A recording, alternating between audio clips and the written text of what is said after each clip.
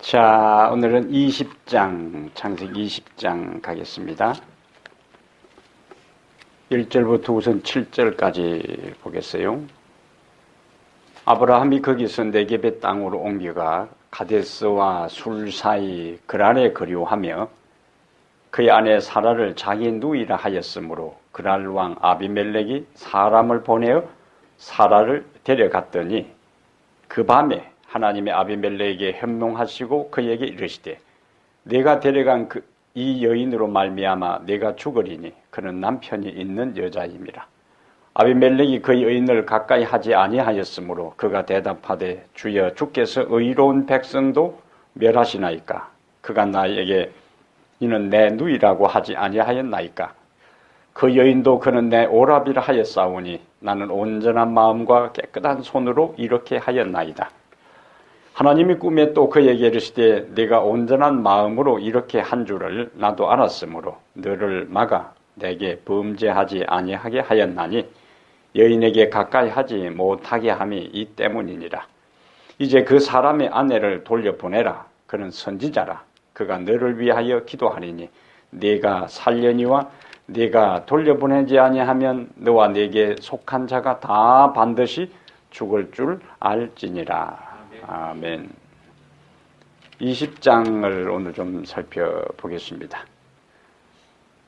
아브라함은 창세기 12장에서는 창세기 12장 1절부터 4절에서는 하나님의 명령에 순종해서 믿음의 결단을 내리고 고향을 떠났습니다. 그는 하나님의 약속을 믿었어요. 하나님의 약속을 믿었기 때문에 일가 친척 모든 관계를 그가 끊고 하나님이 지시하는 땅으로 떠날 수가 있었습니다. 출발은 믿음의 출발이에요.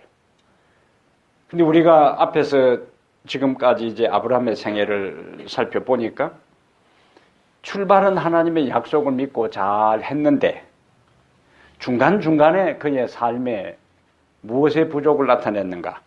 믿음의 부족을 나타냈어요. 그게 첫 번째 어디에 나타나죠?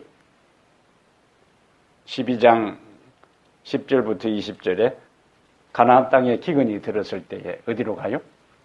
애굽으로 갑니다. 애굽으로 간 것까지는 뭐 생존을 위해서 우리가 나무랄 수가 없어요. 근데 사라가 너무 예뻤기 때문에 자기 아내를 관계를 뭐라고 이야기를 해요? 누이, 여동생이라고.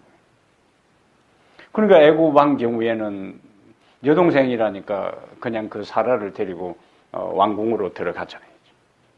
바로 왕이 재앙을 당하게 됩니다. 그 원인이 어디에 있다고요? 하나님에 대한 믿음의 부족. 15장에 가서 아브라함 미래를 두려워합니다. 이렇게 하다가 후손도 없이 그냥 여기서 다 모든 것이 끊어지겠구나. 그래서 그가 뭐라고 이야기하냐면 다메섹의 엘리에셀, 자기 집에 충실하게 잘 복종하는 엘리에셀을 자기의 후계자, 상속자로 삼겠다고 하나님께 이야기를 하잖아요. 하나님께서 명확하게 말씀을 하세요. 그는 너의 상속자가 아니다. 그러면서 네 자손이 하늘의 별처럼 바닷가의 모래처럼 많을 것이다. 그러면서 유명한 말씀이 나와요. 우리가 로마서를 배우면서 로마서 4장에서 언급된 것처럼 창세기 15장에서 아브라함이 그를 믿음으로 뭘 믿었는가? 하나님을 믿었고 하나님의 말씀을 믿었고 하나님의 약속을 믿었어요. 내가 지금은 아들 하나 없지만은 하나님께서 그를 장막에서 데리고 나와서 하늘을 바라보면서 너가 저 별들을 셀 수 있느냐? 별들을 셀 수 없습니다. 네 후손이 그렇게 될 것이다. 네가 바닷가의 모래를 셀 수 있느냐? 바닷가의 모래처럼 네 자손들이 많게 될 것이다. 그것을 아브라함이 믿었을 때에 하나님께서 이를 그의 뭐로 여겼다고요? 의로 여겼다 그랬습니다. 15장에 그래서 아브라함의 삶은 끊임없이 이 롤러코스터를 타는 것처럼 믿음의 정점을 향해 가다가 또 어느 틈엔가 내리막길을 걷는 모습들을 보게 돼요. 그 아브라함의 삶은 아브라함의 삶으로 끝나는 것이 아니고 아브라함이 어떻게 그랬지 하는 것이 아니고 우리들의 실제적인 믿음의 삶을 보면은 어떤 때는 믿음이 고양되어서 이때 예수님이 오시면은 그냥 확실하겠는데 하는 생각이 들 때가 있고 이 상태에 내가 이런 상태에 처했을 때 예수님 오시면 자신 없다 할 정도로 신앙의 바닥을 칠 때도 있어요. 그것이 누구의 모습 속에 나타난다고요? 아브라함의 삶 속에서.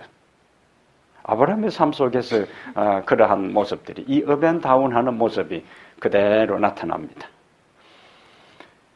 그래서 15장에서 하나님의 약속을 믿음으로 하나님께서 그를 의로 여기셨다고 했는데 16장에 가서 자기 여종 하가를 취해서 이스마엘을 낳는 것으로 연결되는 거예요. 앞뒤가 안 맞잖아요. 15장에서 하나님의 그 약속을 철석같이 믿고 하나님께서 너 의롭다 그렇게 했는데 언제 보니까 벌써 그 약속을 잊어버리고 이니 인간적인 수단과 방법으로 자신의 현실적인 문제를 해결하려고 하는 거예요. 하나님의 약속을 믿지 않은 거예요. 17장에 가서 다시 가서 어차피 그가 하가를 취하고 난 다음에 창세기 17장 17절 18절에 하가를 취하고 난 다음에 그가 아들을 낳았어요. 이스마엘을 낳았어요. 근데 하나님의 약속을 믿기는 믿었는데 그 약속이 성취될 기미가 보이질 않아. 그러니까 그가 이스마엘이나 그만 제가 잘 키울랍니다. 그렇게 하는 거죠. 하나님 제가 보니까 부담스러운 것 같은데 저한테 큰 소리 빵빵 치고 부담스러운 것 같은데 신경 쓰지 마세요. 어차피 제가 하나님 좀 도와주는 마음으로 해서 이스마엘이 태어났고 이스마엘이 자라고 있으니까 그냥 이스마엘 후계자 삼아서 잘 키울랍니다. 그게 창세기 17장 17절 18절 이야기. 근데 하나님께서 다시 내 아내 사라의 후손을 통하여 내 약속을 이루겠다 하고 17장 19절에 말씀하시. 오늘 다시 이제 20장에 와서 아브라함의 믿음의 부족, 연약함이 인간적 연약함이 다시 오늘 여기 또 나타납니다. 소돔 고모라 성이 이제 19장에서 멸망당했어요. 그런데 뜬금없이 20장에 아브라함이 지금 어디에 살고 있냐면 헤브론에 살고 있는데 아브라함이 거기서 네겝의 땅으로 옮겨가 가데스와 술 사이 그랄에 거류하며 지금까지는 산지에 거했어요. 이제는 산지에서 평지로 내려옵니다.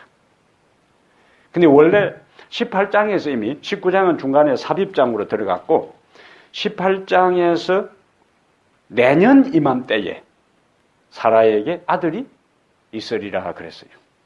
그러면은 20장의 성경의 저자는 왜 아브라함이 뜬금없이 헤브론에 잘 살다가 그랄로 옮겨갔는지에 대한 이사를 한 이유는 언급이 없습니다. 그러나 우리가 상식적으로 생각하면은 그 약속 다음에 지금 20장까지 그 1년이 이제 지나가는 21장에 이삭이 태어나기 때문에 18장의 하나님의 약속과 21장에 이삭이 태어나는 그 중간 사이이기 때문에 사라를 어떻게 해야 되는 거예요? 예? 보호해야 되는 거예요. 아브라함의 군솔들이 한두 명도 아니고 집에 키우는 그때 훈련시킨 군인만 318명이기 때문에 아브라함은 거대한 대가족입니다. 그 대가족이 왜 갑자기 이사를 했는지 지금쯤은 사라의 모든 심기도 건드리지도 않고 그 다음에 맛있는 거 잘 먹게 하고 편안하게 있게 해서 이제 1년 지나면 아이가 태어날 준비를 갖춰야 되는데 이사를 한 거예요. 그러면서 이제 2절에 아브라함의 이제 믿음의 부족의 모습을 보세요. 그의 아내 사라를 자기 누이라 하였으므로 그랄 왕 아비멜렉이 사람을 보내어 사라를 데려갔더니 또 무슨 현상이 생겨요? 창세기 12장에서 애굽에 가서 자기 아내를 여동생이라고 했을 때는 75세입니다. 그러면 지금은 99살이에요. 그러면 약 24년, 24년, 25년의 세월이 흘러도 아브라함의 믿음이 아직도 뭐예요? 25년의 세월이 흐르면서 아브라함의 믿음이 그 연륜에 맞게끔 성장해야 되는데 25년 전에 했던 똑같은 그 실수와 연약함을 여기서 또 보여주는 거예요.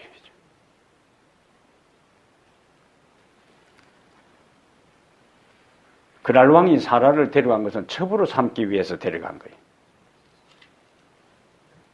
근데 18장에서 특이한 것은 성경은 설명을 하지 않아요. 왜 그랄 왕이 젊은 그 주변의 부족들, 그 딸들, 자기 아내로 한두 명이 아니고 여러 명 데리고 있었을 텐데 18장에서 하나님께서 사라에게 아들을 준 아브라함에게 나타나서 천사 두 명을 대동하고 나타나서 아브라함하고 이야기할 때에 네 안에 사라에게 아들이 있을 것이다 할 때 아브라함 스스로 나도 늙었고 내 아내도 늙었고 사라가 그 자기 말을 하는 것을 옛날 중동 지방 관습 때문에 나오지를 못하고 장막에서 자기 이름이 낯선 사람들이 와가지고 자기 이름을 들먹일 때에 얼마나 호기심 생겼겠어요.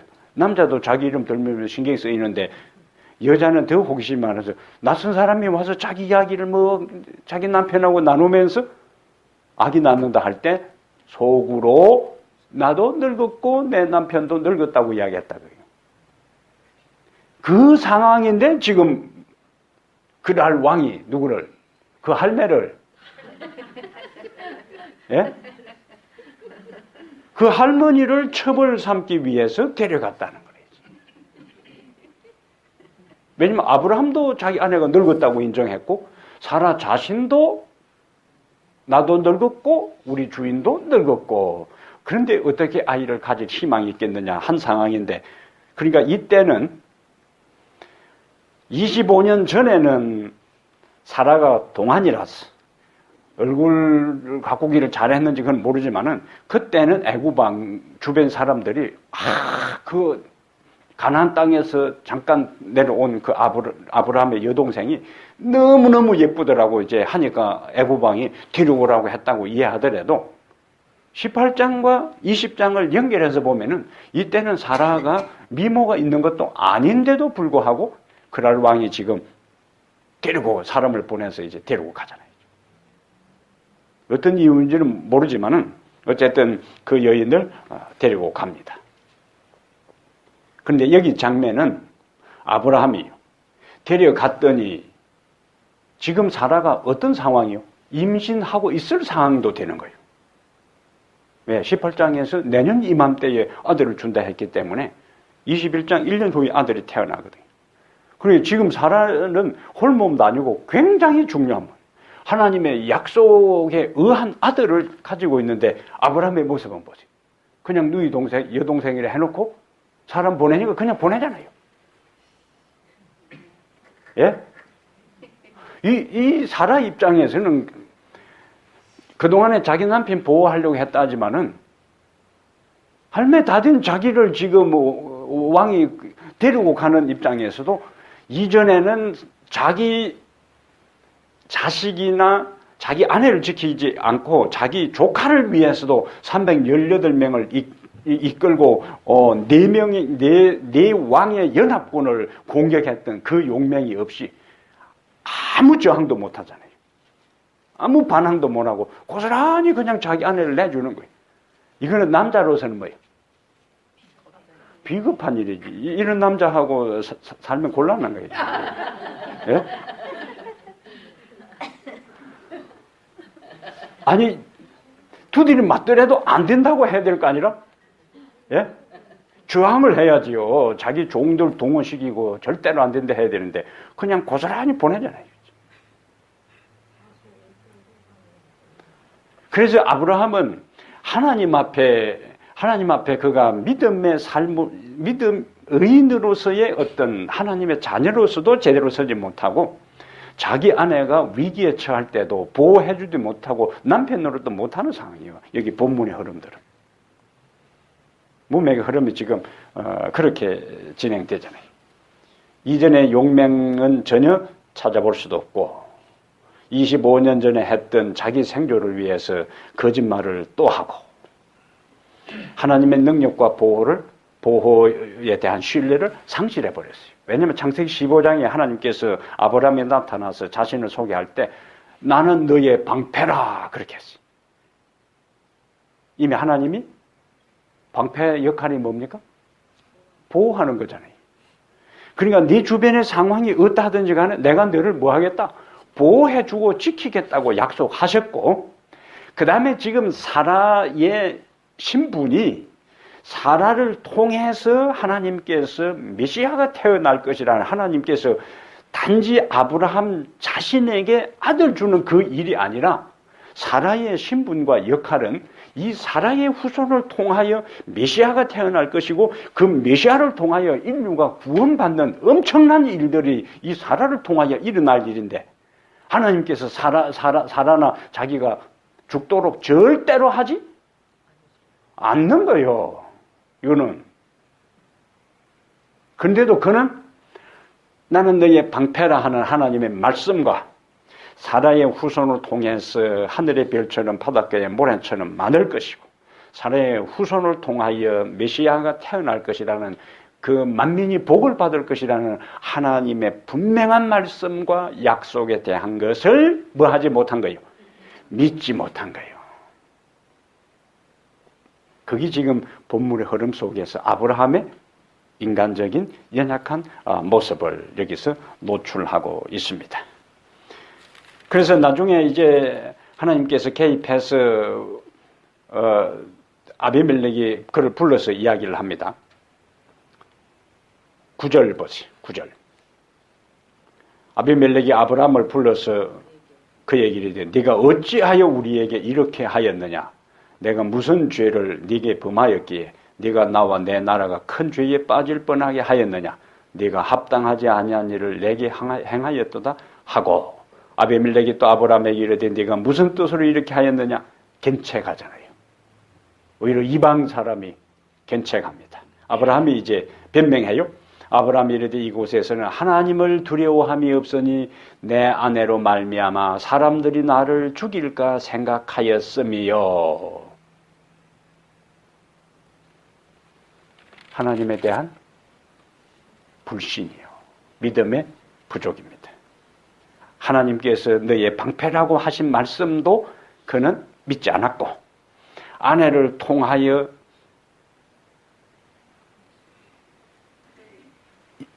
아브라함의 후손이 태어날 것에 대한 약속도 믿지 못했고 아브라함은 철저하게 현재의 상황만을 가지고 그 위기에서 벗어나고 위기를 모면하려고 그가 자기 아내와의 정상적인 관계에 대한 것들을 그가 거짓말하는 모습을 볼 수가 있습니다. 결국 두려움이에요. 두려움. 인간에게 있어서 가장 원초적으로 남아있는 정서적 문제가 죄를 범한 인간에게 남아있는 가장 핵심적인 것이 두려움이에요. 두려움. 아담과 하와가 죄를 범하고 난 다음에 첫 번째 찾아왔던 것이 두려움이에요. 숲속에 숨어있는 그들에게 하나님께서 찾아올 때 내가 벗었으므로 두려워하여 숨었나이다. 그 다음에 가인이 동생을 쳐 죽이고 난 다음에 그에게 찾아온 것은 두려움이었어요. 반복해서 나타나. 그래서 성경에 인간이 범죄하고 난 다음에 나타나는 연약한 인간, 죄인된 인간에게 나타나는 가장 한계 상황에서 느껴지는 게 두려움이기 때문에 두려움은 왜 나타나는가? 왜 두려움이 나타나는가? 내가 잘못을 했기 때문에 그 다음에 내가 그 문제를 해결할 수 없기 때문에 내가 상대를 제압할 수 없기 때문에 그 모든 것의 문제가 어디에서 나오는가? 하나님의 전능하신 하나님을 상실하고 인간 스스로 문제를 해결하려고 시도했던 데에서 나타나는 현상이 두려움이요. 우리가 모든 것을 할 수 있으면 절대로 두려워할 필요가 없지요. 어떤 문제가 있더라도 해결할 수 있고 어떤 어려움이 있더라도 극복할 수 있으면 두려움이라는 것은 없습니다. 두려움이 온다는 것은 뭘 전제하는가? 나는 한계가 있는 존재라는 거예요. 그래서 성경에 끊임없이 뭘 강조하는가? 하나님의 백성에게 뭐 하지 말라? 두려워하지 말라. 두려워하지 말라. 56번이나 나왔어. 요즘 집에 있으면서 성경을 연구를 해가지고 다 세봤네. 네. 두려워 말라. 두려워 말라. 몇 번 나왔어요? 56번. 56번이나. 예. 자신있게 이야기했는데 그것이 맞다 틀리다고 내가 답을 해버리면 곤란해지기 때문에 맞다 안 맞다 여부는 내가 이야기를 안 하겠어요. 그만큼 많이 언급된다는 것은 인간이 그것이 강한 사람이든 약한 사람이든 부한 사람이든 어느 위치에 있던 사람이든지 간에 공통적으로 찾아오는 것이 두려움입니다. 누구에게도 찾아왔어요? 아브라함에게도. 그 다음에 그 두려움의 근본 원인은 내 한계 상황에서 하나님에 대한 불신 때문에 나타나는 현상이에요.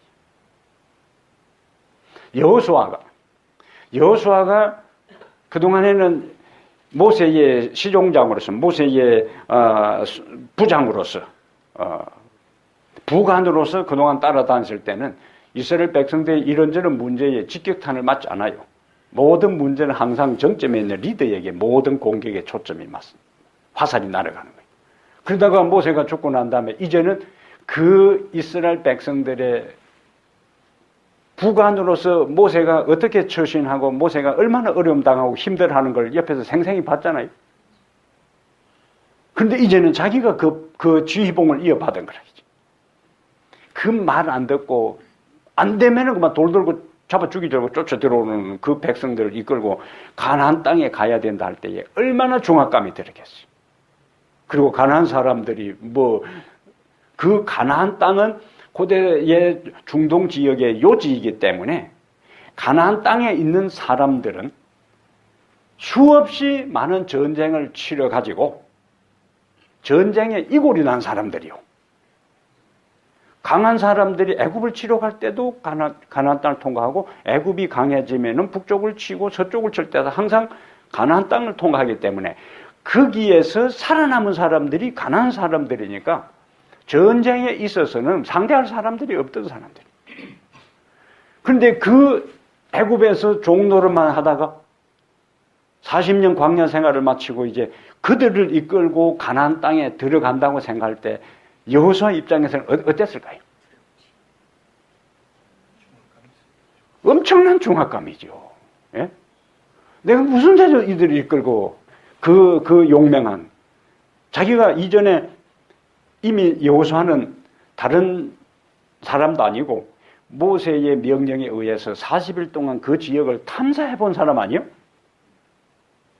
40일 동안 샅샅이 그 전체를 다 둘러보고 온 사람이기 때문에 그 지역에 있는 지형이나 성벽이나 그 다음에 군사력이나 그곳에 살고 있는 사람들이 어떤 사람들인지는 40일 동안 정탐을 해본 경험이 있기 때문에 다 아는 사람이에요. 차라리 모르면은 무대뽀로 덤빌 수도 있어요. 무식하면 용감하다고. 근데 알고 있는 상황에 이 오합지졸 이 백성들을 이끌고 그 천한 부족, 가나안 부족을 향해서 올라간다는 것은 이거는 숨이 막힐 정도의 굉장한 두려움이에요. 하나님께서 그에게 찾아오잖아요.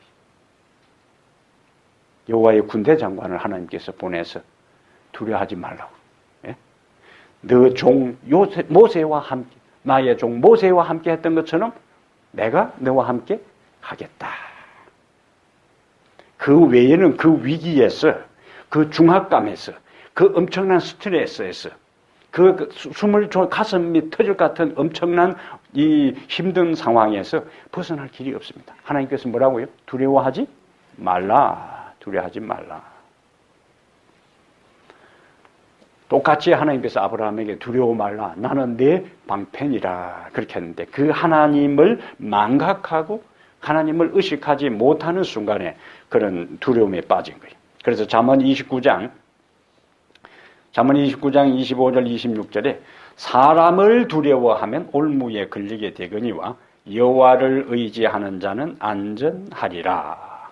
사람을 두려워하면 올무에 걸리지만은 여호와를 의지하는 자는 안전하리라. 성경에 사람은 두려워하지 말라가 그러고 누구는 두려워하려고 했는가? 하나님은? 하나님을 두려워하라. 하나님을 오늘 저녁에 잘 나오신 거예요. 예? 누굴 두려워하라 했다고요? 사람은 두려워하지 말고 하나님을 두려워하라. 세천사 기별 가운데서도 하나님을 두려워하며 그에게 영광을 돌려라. 하나님을 두려워하는 것은 두려워 벌벌 떠라는 것이 아니에요. 공포에 사로잡히라는 것이 아니에요. 하나님이 하신 말씀을 귀담아 듣고 그분의 명령을 가슴에 품고 그분이 지시하시고 명하신 길을 묵묵하게 걸어가는 것이 하나님을 두려워하는 겁니다. 자녀가 부모를 두려워하면은, 자녀가 부모를 두려워한다는 것은 자녀가 부모를 겁을 낸다는 것이 아니고 부모의 가르침과 부모의 교훈과 부모의 모든 삶의 모습을 따라서 그가 살아가는 거예요. 그것이 두려워하는 모습이에요.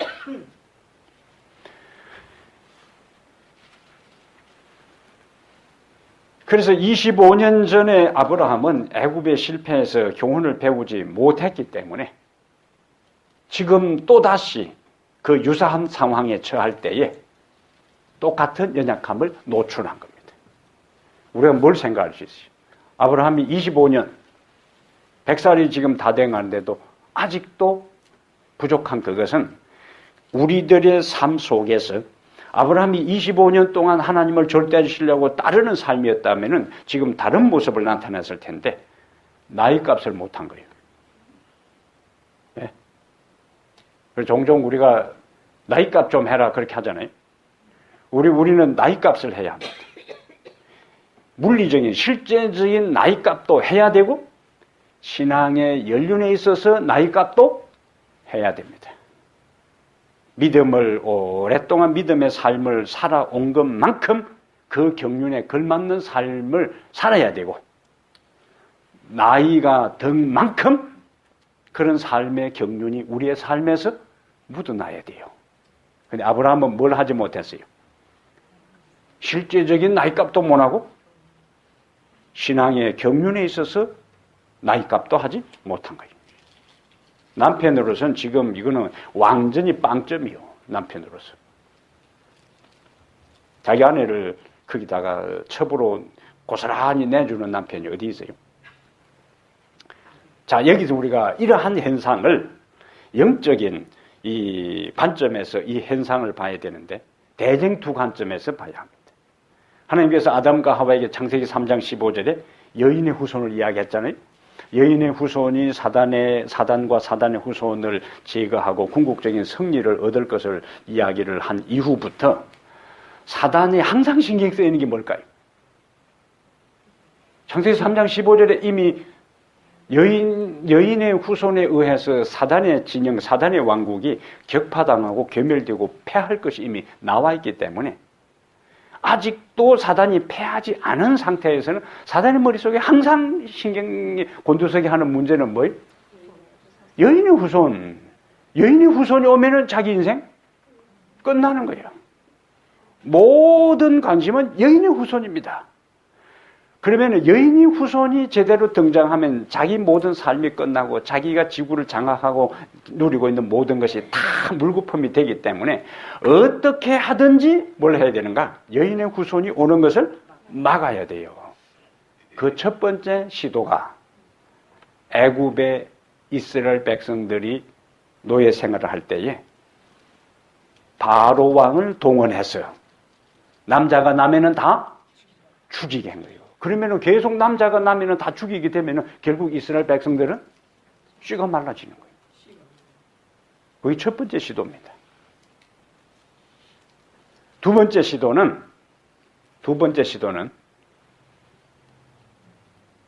하나님께서 아브라함과 언약을 맺고 나중에 다윗하고 언약을 맺습니다. 다윗하고 언약을 맺으면서 다윗의 후손 가운데 메시아가 탄생할 것을 이야기해요. 그러면 사단은 다윗의 후손 가운데 메시아가 탄생한다고 했으니까 다윗의 후손을 어떻게 해야 돼요? 차단시켜야 돼요. 다윗의 후손, 왕가를 차단시켜야 되는 거예요. 그것이 열왕기 하 11장 1절부터 3절에 나오는 이야기예요. 아하시아의 어머니 아달랴라는 여인이 등장합니다. 그 아달랴가 왕자들을 모조리 다 죽여요. 거기서 왕자들이 다 죽어버렸으면 다윗 왕의 혈통은 끝납니다. 우리가 지난 시간에 살폈던 것처럼 옥타비아누스 황제는 미가 5장 2절에 베들레헴에 예수님 메시아가 탄생할 것이라는 것을 본인이 성취시키기 위해서 그렇게 한 게 아니에요. 그는 세금을 더 많이 거두기 위한 목적으로 그렇게 한 거예요. 아달랴는 왕자들을 씨를 말려버리고 그리고 그 정권을 자기가 장악하려고 했던 거예요. 그런데 제사장의 딸이 어떻게 해요? 요시야 왕자를 몰래 성전 안에다가 숨겨서 키우잖아요. 그러면서 다시 다윗 왕가가 혈통을 이어가는 거예요. 그 다음에 바벨론이 망하고 난 다음에 페르시아가 등장합니다. 에스더 사건은 마지막 시대의 선악의 대쟁투의 축소판임과 동시에 하나님의 택한 아브라함의 후손을 통해서 메시아가 올 것이라는 그것을 또다시 차단하기 위한 사단의 방법이 하만을 충동시켜서 하루아침에 모든 이스라엘 백성들을 다 진멸하라는 명령이요.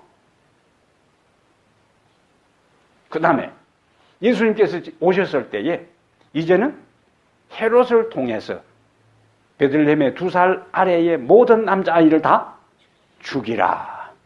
사단의 책동입니다. 그래서 창세기 3장 15절에 여인의 후손, 여인의 씨에서 태어날 메시아를 통하여 그의 왕국이 패하고 그의 운명이 끝나고 이 지구가 다시 하나님의 나라로 회복되는 것을 차단하기 위해서 시대마다 사단이 가장 잔인무도한 방법으로 그 하나님의 백성들을 통하여 오실 메시아의 씨를 말리려고 시도했는데 그 중에 하나가 바로 아브라함과 언약을 맺은 데 있어서 이제 사라를 통하여 메시아가 이제 태어날 씨가 출발되기 때문에 여기에 사단이 이렇게 작용한 거예요. 그래서 성경은 의도적으로 보세요. 20장 4절에 아비멜렉이 그 여인을 가까이 하지 아니하였으므로 이거 강조하는 거예요. 만약에 여기서 그냥 아비멜렉이 사라를 그날 밤에 취했으면은 그 아들이 태어나면은 이게 뭐예요? 아브라함의 씨인지 아비멜렉의 씨인지 이거는 굉장히 복잡해지는 겁니다. 그래서 성경은 정확하게 하나님께서 현몽에서 관여하잖아요. 그리고 아비멜렉은 자기 입으로 내가 여인을 취하지 아니했다.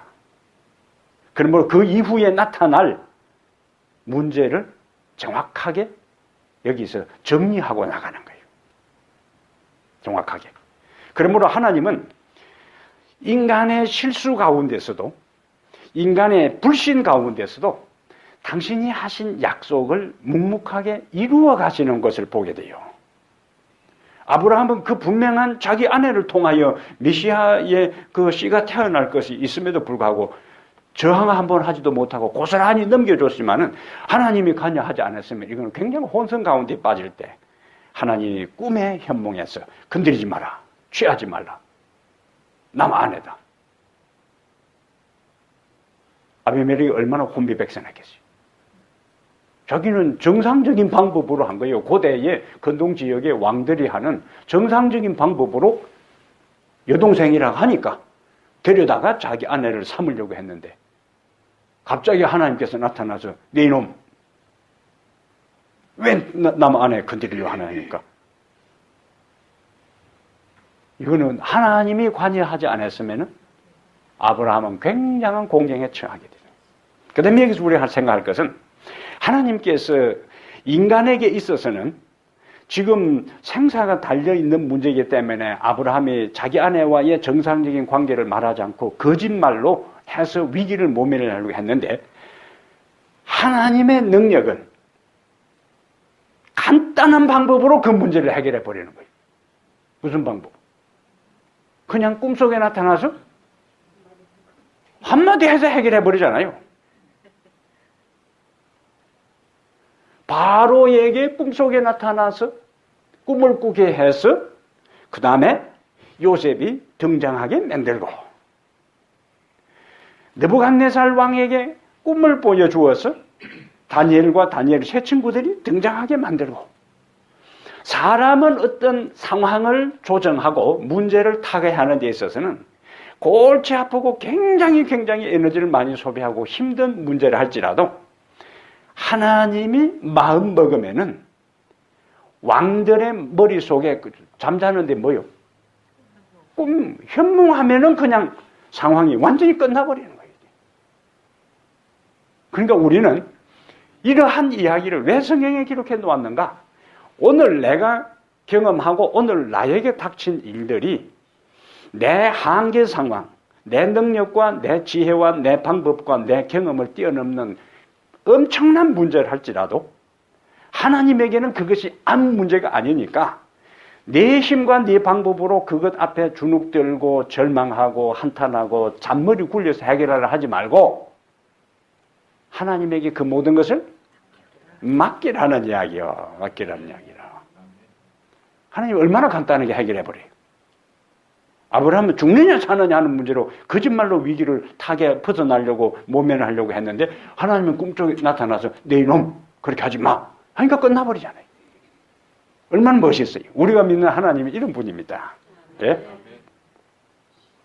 그래서 일상의 삶에서 우리가 경험하는 이런저런 문제로 인해서 자기가 가지고 있는 경험이나 자기 방법으로 자기 어떤 것으로 인생을 살려고 하면은 그냥 그렇게 고생하는 거예요. 그러나 하나님을 신뢰하고 하나님을 의지하고 하나님을 바라보고 하나님이 내 인생의 모든 것이라고 생각할 때는 하나님의 은혜로 살아가는 겁니다. 창세기 20장은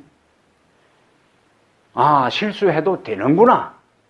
믿음이 없어도 하나님이 관여해 주시는구나 라는 메시지가 아니고 인간의 실수와 인간의 연약함에도 불구하고 인간의 실수와 실패보다 하나님의 자비와 은혜가 더 크다는 걸 강조해 주는 거예요. 예? 성경을 우리가 제대로 이해를 해야 되는 거죠. 성경을 제대로 이해해야 돼요. 원래 성경의 저자가 뭘 강조하려고 하는지를 제대로 읽어야 되는 거예요. 여기 철저한 인간의 한계 상황, 그럼에도 불구하고 하나님이 쉽게 포기하지 아니하시고 무엇 때문에? 언약 때문에 그렇습니다. 언약. 아브라함과 맺은 언약 때문에 하나님이 자신의 능력을 발휘해서 꿈속의 왕에게 현몽하고 그리고는 자신의 언약을 성취시켜 나가는 겁니다. 그러면 예수님과 우리 사이에 새 언약 관계예요. 아브라함과 언약을 맺은 그것들이 예수님의 십자가의 죽음을 통해서 인쳤어. 도장을 찍었는데 비준했다 그런 거예요.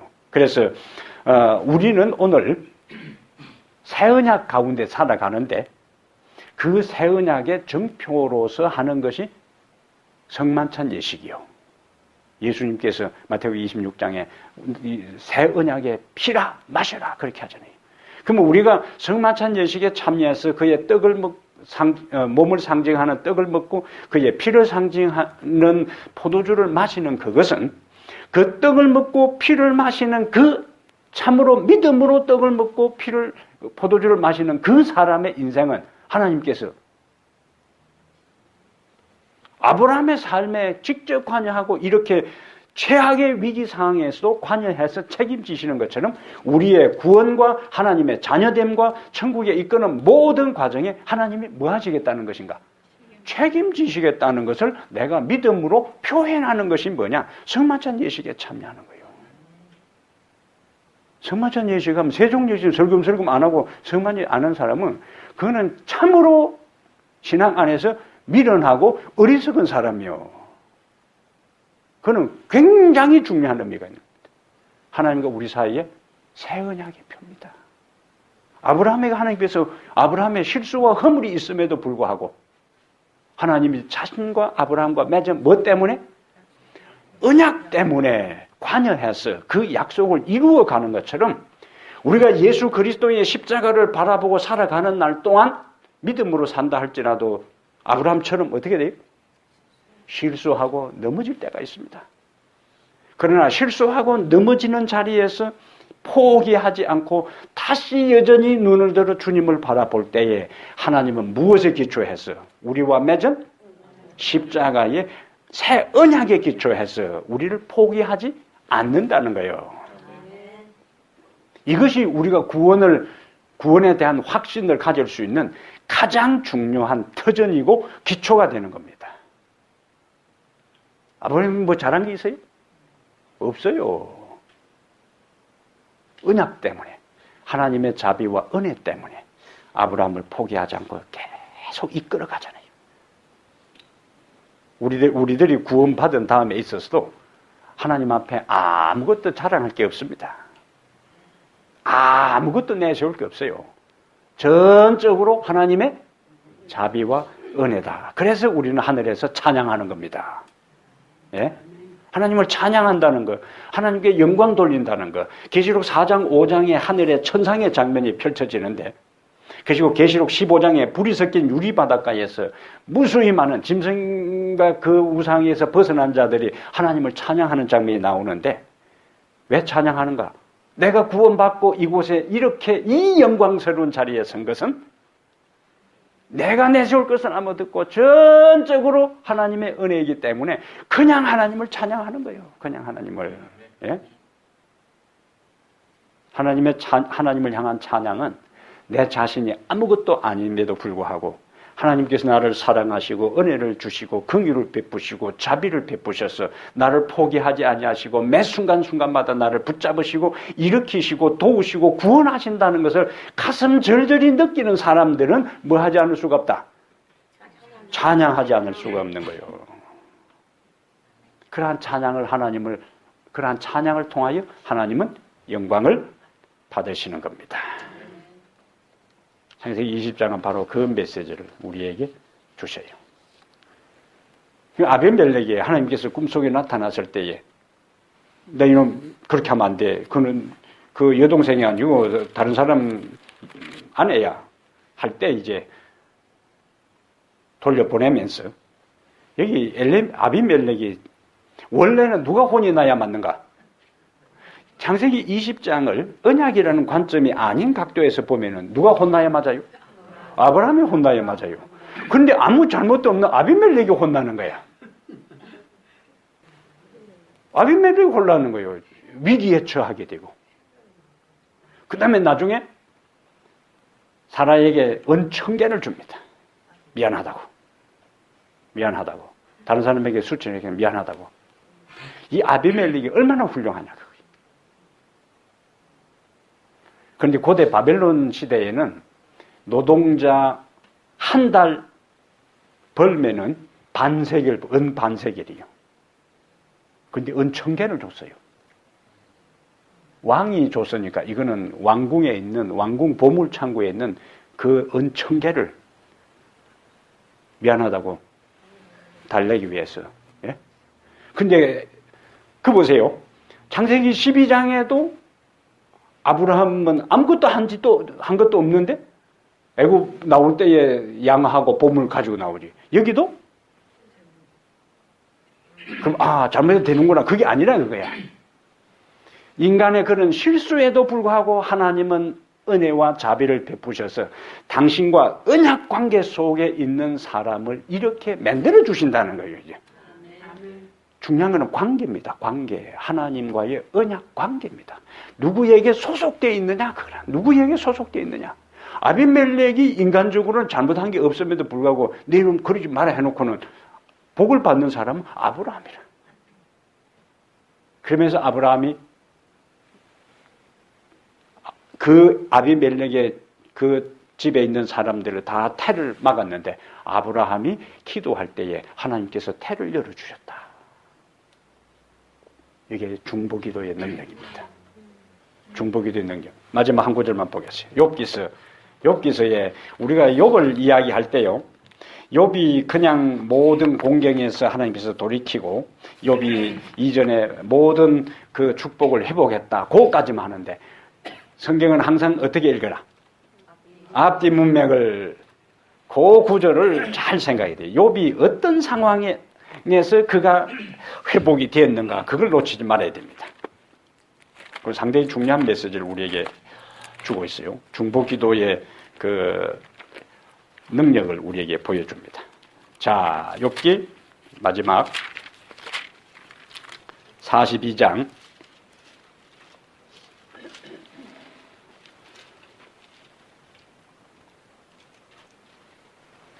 8절에 그런 정도에는 이제 여기 하나님이 이제 개입하는 거예요. 그동안에 욥과 친구들하고 치열한 논쟁이 격렬하게 전개됐는데 이제 막바지에 자 8절에 그런 정도에는 수소 7과 친구들을 이제 하나님께서 혼내는 거예요. 7을 가지고 내 종 욥에게 가서 너희를 위하여 번제를 드리라. 내 종 욥이 너희를 위하여 기도할 것인저. 여기 누구를 등장시켜요? 그냥 친구들 용서하면 됩니다. 근데 누구를 등장시켜요? 욥을 등장해요. 내가 그를 기쁘게 받으리니 너희가 우매한 만큼 너희에게 갚지 아니하리라. 이는 너희가 나를 가리켜 말한 것이 내 종 욥의 말같이 옳지 못함이라. 자, 그 다음에 이제 9절. 이에 대만 사람 엘리바스와 수아 사람 빌닷과 나아마 사람 소발이 가서 여호와께서 자기들에게 명하신 대로 행하니라. 여호와께서 욥을 기쁘게 받으셨더라. 이제 회복된 거 딱 보세요. 10절. 욥이 그의 친구들을 위하여 기도할 때, 그 다음에 여호와께서 욥의 공경을 돌이키시고 여호와께서 욥에게 이전 모든 소유보다 값질이나 주신지라. 달리 보이죠? 예? 우리는 뭐만 생각했어요? 여호와께서 욥에게 이전 소유보다 갑절이나 준 것만 생각했는데 그 시점이 언제냐 그거라. 욥이 뭐 할 때?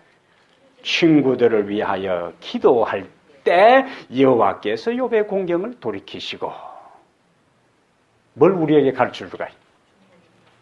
다른 사람을 위한 진심 어린 중보기도입니다. 욥은 친구들과 그동안의 대척점에서 치열한 논쟁을 벌였는데 욥의 마음에 친구들을 향한 무슨 마음도 있었을까요? 원망하는 마음, 섭섭한 마음, 미움의 마음도 있었지요. 한 명이 안 되면 한 명이 해다 밀리면 또 다른 친구가 돌아가면서 연타 공격을 해놨어요. 예? 욥 말이야, 너 잘못했으니까 회개하라고 몰아치는데 얼마나 지쳤겠어요. 미운 마음도 있었죠. 이놈들이 친구 맞나? 이런 생각 들었을 거 아닙니까?